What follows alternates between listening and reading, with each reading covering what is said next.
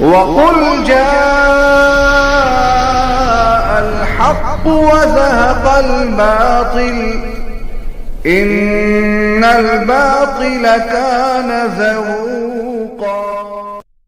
الحمد للہ وکفى وسلام علی عبادہ الذین اصطفى، اما بعد، اللہم الہمنی رشدی واعذنی من شر نفسی۔ سامعین، برطانیہ کے دو علماء نے اپنے ایک ویڈیو میں ملک کی موقر شخصیت مولانا سجاد نعمانی صاحب کو مخاطب بنایا اور سخت و سست سناتے ہوئے انہیں مباہلہ کی دعوت دے ڈالی۔ ان میں سے ایک مولوی محمد عثمان اور دوسرے مولوی عبدالحلیم ہیں۔ ان دونوں شخصیات سے میں واقف نہیں ہوں۔ ان کے جذبات سے واضح ہے کہ صحابہ کرام کی محبت سے ان کے دل سرشار ہیں، جو بلا شبہ قابل قدر ہے۔ سجاد نعمانی صاحب کی بدترین خطا ان کی نظر میں یہ تھی کہ انہوں نے سلمان ندوی کی کچھ تعریف کر دی تھی۔ انہوں نے دعوت مباہلہ کس طرح دی، ذرا ان کی آواز میں سنیے۔ مولانا سجاد نعمانی صاحب کی ویڈیو دکھانے سے پہلے میں ان کو ایک دعوت دینا چاہتا ہوں۔ وہ بات پہنچے نہ پہنچے، کسی اور عالم سے پہنچے، کبھی کبھی مولانا علمی زبان لوگ نہیں سمجھتے۔ میں ان کو دعوت مباہلہ دینا چاہتا ہوں۔ ٹھیک ہے نا مولانا؟ آپ کو ایسے اختلاف تو نہیں ہے؟ کوئی اختلاف، ٹھیک ہے نا؟ یہ نقشبندی سلسلے کے ہیں، ماشاءاللہ کثیر المراقبہ بھی ہوں گے، پہنچے ہوئے آدمی اپنے آپ کو ظاہر کرتے ہیں، کبھی کبھی اس طرح کی پیشن گوئیاں بھی کافی ان کا شیوا بن چکا ہے، ٹھیک ہے نا؟ دیگر یہاں کے بڑوں نے ان کے بارے میں کیا کہا اس کو فی الحال رہنے دیں گے۔ اچھا، میں ان کو دعوت مباہلہ دینا چاہتا ہوں۔ آپ اپنے آپ کو روحانی شخصیت ظاہر کرتے ہیں، میں تو ایک گندا آدمی ہوں، ٹھیک ہے نا؟ گنہگار ہوں۔ اس کو ذریعہ نجات سمجھ کر آپ کو مدینہ منورہ آنے کی دعوت دیتا ہوں۔ آپ مجھے تاریخ بتا دیں، میں اپنا ٹکٹ دوں گا، ہم وہاں جا کر فیصلہ کریں گے۔ اللہ کی لعنت برسے گی اس شخص پر اگر یہ بندہ ناجی ہے، ٹھیک ہے نا؟ اگر یہ بندہ اس کے جس طرح، خلاصہ یہ ہے کہ جس طرح آپ نے مولانا سجاد صاحب، جس طرح آپ نے اس کو پیش کیا ہے، اگر اس کا اتنا ہلکا معاملہ ہے، افکار و نظریات، ان الحسنات یذہبن السیئات، سب کلپس آ رہے ہیں، اس پر تبصرہ ہم کریں گے، اگر اس کا معاملہ اس طرح ہے تو میں غرق ہو جاؤں۔ یہ کوئی فرعی مسئلہ، اور اگر یہ اصولی قطعی مسئلہ ہے جس کو اس نے چھیڑا ہے، اور دین اور لا دینی کے درمیان فرق کرنے والا مسئلہ ہے، تو پھر آپ غرق ہوں۔ آپ میرے ساتھ تیار ہیں؟ میں تو روزہ اقدس پر کرنے کے لیے تیار ہوں، رفع صوت نہ ہو، دبے الفاظ میں ہو، غض البصر کے ساتھ ہو، وہاں جا کر فیصلہ ہو، اور وہاں کی دعائیں قبول ہوتی ہیں۔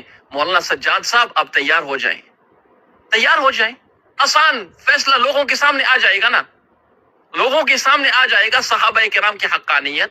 حضرات، میں آپ کو تھوڑی سی بات سمجھا دیتا ہوں کہ مولانا اتنے ناراض کیوں ہیں۔ مولانا صرف مولانا نہیں، ہم اور لاکھوں افراد، لاکھوں علماء کیوں اتنے ناراض ہیں؟ کیونکہ مولانا سجاد صاحب کی جو کلپ آئی ہے اس کے اندر انہوں نے مسئلے کو اتنا ہلکا رکھا ہوا ہے، اتنا ہلکا رکھا ہوا ہے، اور ان کی جو پچھلی جو زندگی گزری ہے اس کو اتنا بڑھا چڑھا کر پیش کیا ہے، گویا کہ یہ کوئی بہت بڑا خدا کا ولی تھا۔ سامعین، مباہلہ کا معنی ہوتا ہے ایک دوسرے پر لعنت بھیجنا۔ برطانوی علماء کی گفتگو سے بھی مباہلہ کا مطلب سمجھ میں آ گیا ہوگا۔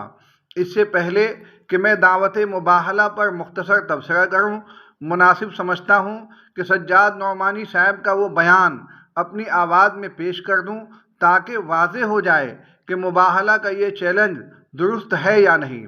حمد و صلات کے بعد مولانا سجاد نعمانی صاحب نے اپنے تعزیتی بیان میں کہا تھا، آپ سب تک یہ خبر پہنچ چکی ہوگی کہ ممتاز عالم دین، بین الاقوامی شہرت کے حامل مولانا سید سلمان حسینی ندوی اچانک راہی ملک بقا ہو گئے۔ انا للہ و انا الیہ راجعون۔ آج صبح فجر کی نماز سے تھوڑی دیر کے بعد ہمارے ادارے دارالعلوم امام ربانی کے ناظم تعلیمات مولانا مجیب الرحمن ندوی نے ایک مختصر سا میسج بھیجا کہ مولانا کا انتقال ہو گیا۔ میں سمجھا ہی نہیں کہ یہ کس کی طرف اشارہ ہے، تو میں نے ان کو فوراً فون کیا اور میں نے پوچھا کہ بھائی کون مولانا؟ तब उन्होंने बताया कि मौलाना सलमान हुसैनी नदवी साहब, मुझे सच्ची बात यह है कि कई बार उसे कन्फर्म करना पड़ा, यकीन ही नहीं आ रहा था। उन्होंने सब तफसील बताई, मजबूरन यकीन करना पड़ा। अब तो दिलो जान से दुआ है कि अल्लाह ताला मौलाना की हसनात को कबूल फरमाए और जो इल्मी व फ़िक्री गलतियाँ उनसे कुछ सरजद हुई और हम सब खताओ निसियान के पुतले हैं, उनको अल्लाह ताला माफ़ फरमाए। मौलाना की शख्सियत का एक पहलू बहुत ज़्यादा मशहूर हो गया, उनके अफकार का, उनके ख़यालात का, ख़ास तौर पर सहाबे किराम और बिलखुसूस सैयदना मुआविया रज़ियल्लाहु ताला अन्हु के बारे में उनकी ताबीरात, उनके अल्फाज, उनके ख़यालात, उनकी आरा ये मशहूर हो गई और उनकी वजह से बहुत नुकसान हुआ। जो फ़ायदा उनके इल्म से उम्मत को पहुंच सकता था उसमें बड़ी रुकावटें आ गईं। मेरा उनसे बिल्कुल बचपन से ताल्लुक़ रहा है, हम एक दूसरे के राज़दार रहे। मैं अल्हम्दुलिल्लाह इस बात की गवाही देता हूँ कि नौजवानी की वो उम्र जो अक्सर कुछ न कुछ गलतियाँ करवा ही देती है, मेरे इल्म और मुशाहदे के मुताबिक वो उस उम्र से भी बिल्कुल पाक साफ गुजरे। निगाहों पर बड़ा काबू था और अपने नफ्स पर कंट्रोल था। गुस्सा उनके मिजाज में ज़रूर रहा और उसका कभी कभी इजहार हो जाता था, लेकिन मजमूई तौर पर हसनात का पहलू बहुत गालिब था। मैं इस वक्त कोई तफसीली बात नहीं कर सकता। ये ताज़ियती पैगाम रिकॉर्ड कराकर वायरल करने का भी इरादा नहीं था, लेकिन बाद मोतबर उलमाए कराम ने मुझसे ये फरमाइश की कि मेरी तरफ से कोई पैगाम या बयान आ जाना चाहिए, जिनमें ख़ास तौर पर काबिल ज़िक्र भिवंडी के हज़रत मौलाना मुफ्ती हुज़ैफ़ा साहब जो अकाबिर उलमाए देवबंद के मोतमद हैं, महाराष्ट्र की जमीयत के ज़िम्मेदारों में से हैं, उनकी तरफ से बइसरार ये फरमाइश हुई तो मैंने मुनासिब समझा कि चंद कलिमात कह दूँ। एक इंसान के अंदर हसनात भी होती हैं और कुछ सय्यात भी होती हैं। हम लोग तो ख़ता और निसियान के पुतले हैं। जैसा कि मैंने अभी अर्ज़ किया था, मौलाना की हसनात बहुत हैं और एक करीना मिलता है कि उनकी वफ़ात जिस वक्त हुई है, जिस तरीके पर हुई है, मुझे तफसील ये मालूम हुई कि रात में वो बिल्कुल ठीक ठाक थे। इशा की नमाज से फ़ारिग हुए, इशाइया से फ़ारिग हुए, आराम के लिए लेट गए, मामूल के मुताबिक तहज्जुद के लिए बेदार हुए और तहज्जुद पूरी अदा की। उसके बाद अचानक उनके सीने में एक शदीद तकलीफ़ उठी और चंद मिनट के अंदर वो राहिए मुल्क बका हो गए। इन्ना लिल्लाहि व इन्ना इलैहि राजिऊन। आप इसको तालिब इल्माना सोच कह लीजिए या एक दोस्त का हुस्न ज़न कह लीजिए, आपको हक़ है, मगर मैं समझता हूँ कि जिसका ख़ात्मा क़ियामुल लैल और तहज्जुद पर हुआ हो, उसके हुस्न ख़ात्मा की हमको उम्मीद रखनी चाहिए। और ये बात मेरे इल्म में है कि गुज़श्ता चंद माह से उन्होंने इस किस्म के इख्तिलाफ़ी मौज़ूआत पर बोलना अपने बाज़ करीबी लोगों की गुजारिश पर बिल्कुल तर्क कर दिया था। शायद उनको खुद भी एहसास हुआ हो कि इस किस्म के ख़यालात के इजहार से उम्मत को फ़ायदा नहीं पहुँच रहा, नुकसान ही पहुँच रहा है। वो अल्लाह के यहाँ बहुत सी हसनात लेकर गए हैं।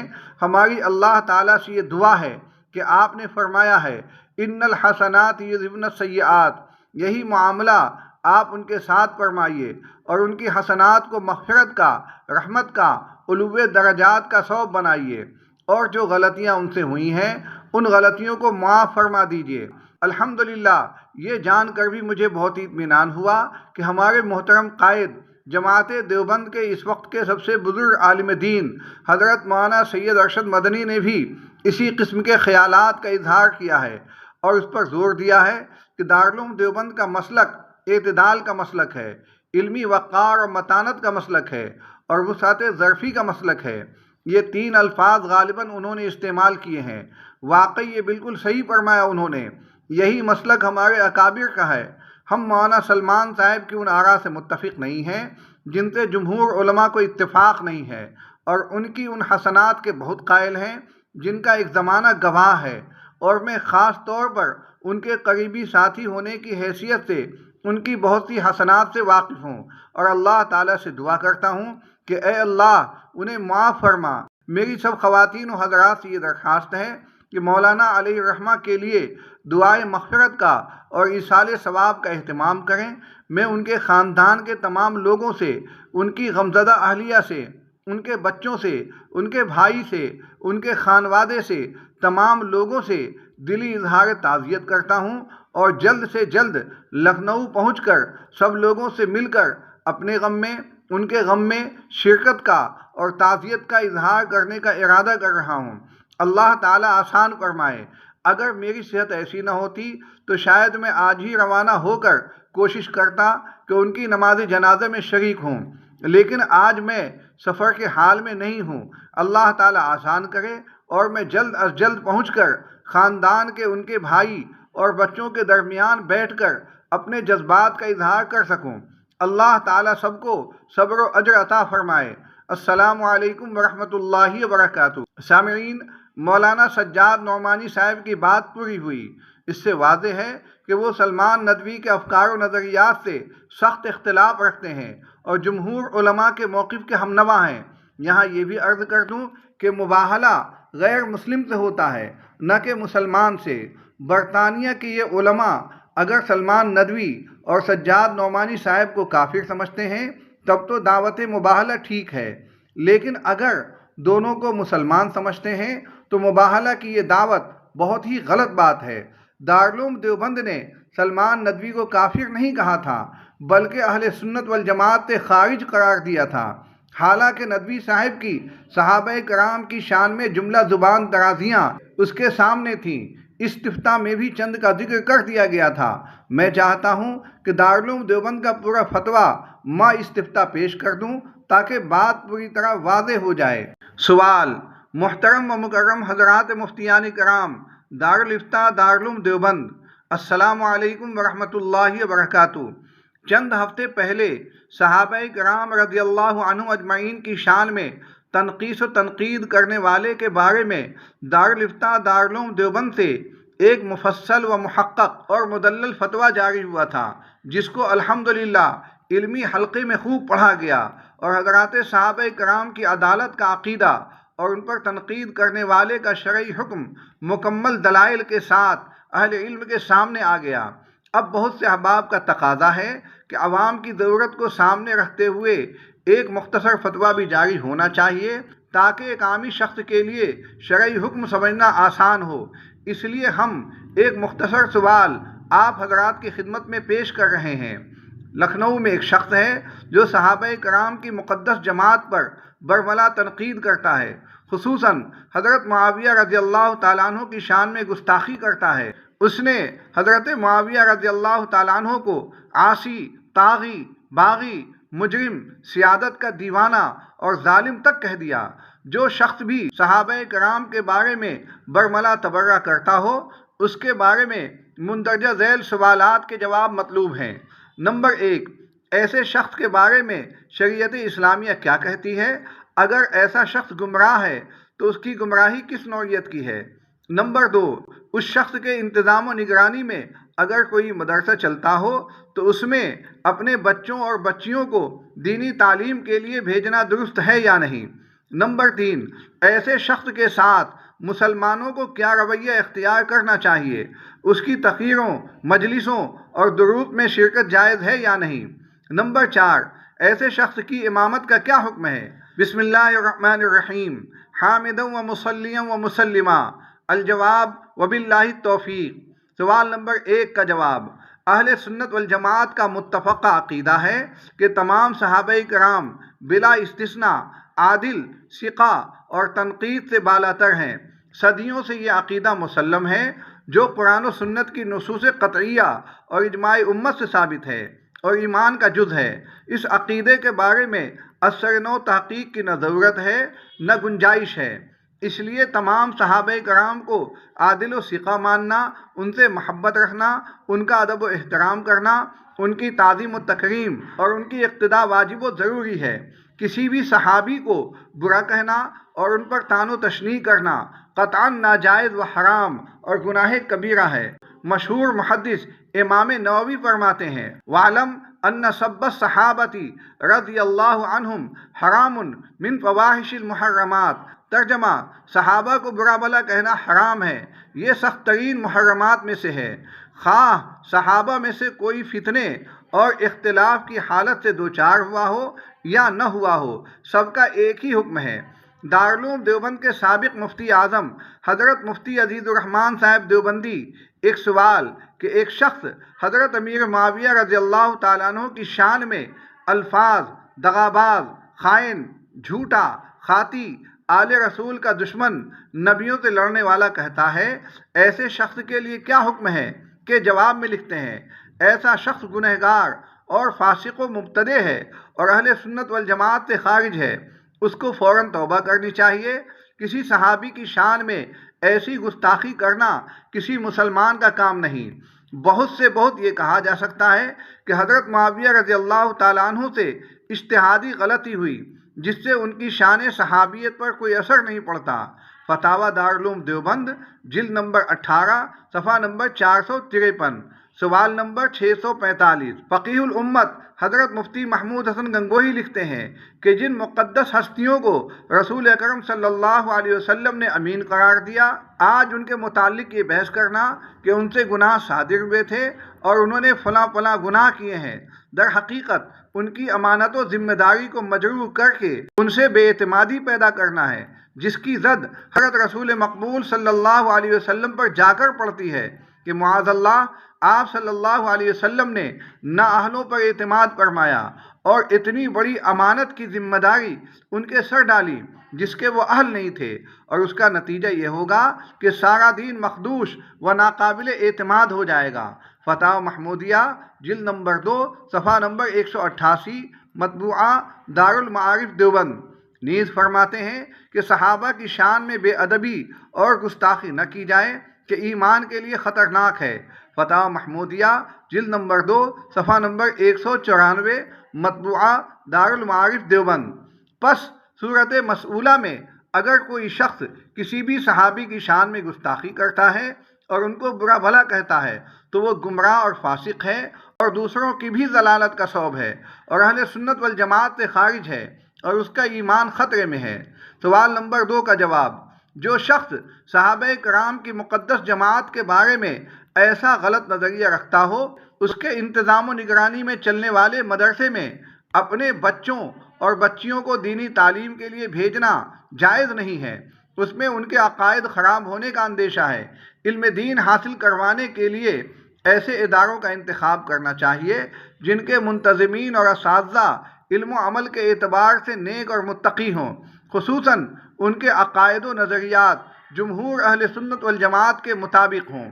سوال نمبر 3 کا جواب، مسلمانوں کے لیے ایسے شخص کو مقتدا ماننا، اس کو کسی دینی منصب پر فائز کرنا، اس کی تقریر سننا، تحریر پڑھنا اور درود میں شریک ہونا نہ صرف یہ کہ ناجائز ہے بلکہ ایمان کے لیے سخت خطرناک اور نقصان دہ ہے۔ مسلمانوں کو ایسے شخص اور اس کے متبعین سے برات کا اظہار کرنا چاہیے۔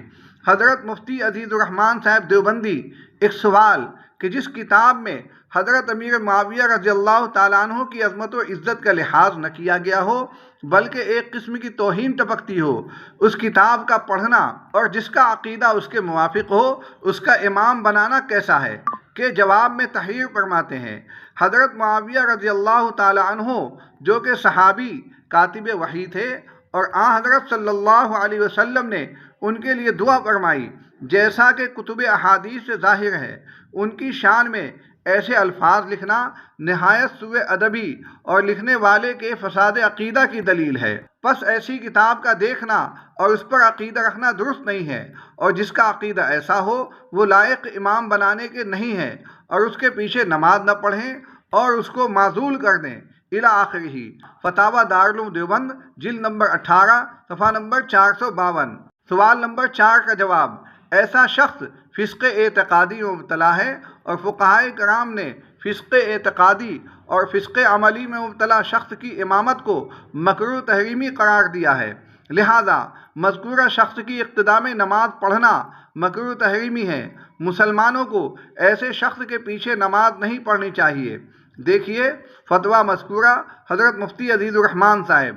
فقط واللہ تعالی عالم بالصواب، کتبہ الاحقر زین الاسلام قاسمی، مفتی دارالعلوم دیوبند، تاریخ 10/3/1442 ہجری۔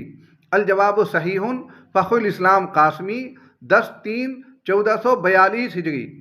الجواب صحیح وقار علی غفر لہ ربیع الاول 1442 ہجری۔ الجواب صحیح محمد مصعب علی گڑھی 10/3/1442 ہجری۔ اس کے نیچے دارالعلوم دیوبند کے دارالافتاء کی مہر بھی لگی ہوئی ہے۔ سامعین، جب دارالعلوم کے سامنے ندوی صاحب کے بدترین افکار پیش کیے گئے پھر بھی ان کی تکفیر نہیں کی گئی تو انگلینڈ کے ان دونوں علماء کے نزدیک انہیں کافر کہنے کی بنیاد کیا ہے؟ معلوم یہ ہوا کہ ندوی صاحب بدعتی تھے، گمراہ تھے، ضال اور مضل تھے، کفر کی سرحد پر پہنچے ہوئے تھے، کافر نہیں تھے۔ تکفیر کا معاملہ بڑا نازک ہے۔ جب وہ کافر نہیں تھے تو ان کی وجہ سے سجاد نعمانی صاحب کو مباہلہ کی دعوت دینا کیسے درست ہو سکتا ہے؟ بات جتنی ہو اتنی ہی کہنی چاہیے۔ میں نہیں سمجھتا ہوں کہ نعمانی صاحب اپنے اس بیان کی وجہ سے مباہلہ کے مستحق ہوئے ہیں۔ اللہ تعالیٰ جادہ اعتدال پر چلائے اور افراط و تفریط سے ہماری حفاظت فرمائے۔ وآخر دعوانا ان الحمد للہ رب العالمین۔